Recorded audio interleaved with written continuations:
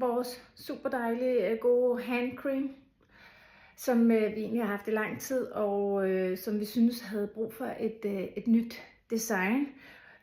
Og fik lavet det i sådan en airless tube, som vi troede var super godt. Men det viser sig så, at det faktisk har givet os ret mange problemer, eller i hvert fald jer derude.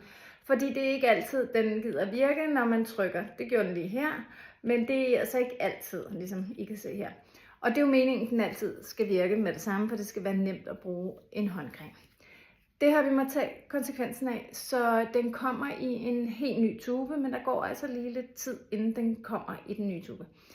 Indtil da, så har vi jo mange af dem her tilbage, og de fejler ingenting. Produktet fejler i hvert fald ingenting.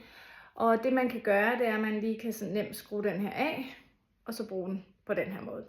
Det var selvfølgelig ikke det, der var hensigten til at starte med, men sådan er det.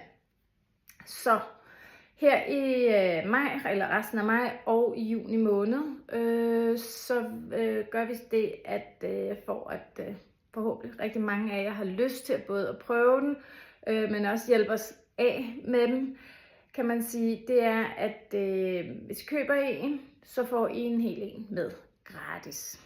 Så det håber jeg, I vil tage godt imod, så vi ikke skal smide en masse god creme ud, fordi at tuben faktisk ikke virker. Så det vil lige være en maj-juni kampagne, hvis man kan sige det sådan. Så køb en og få en med gratis.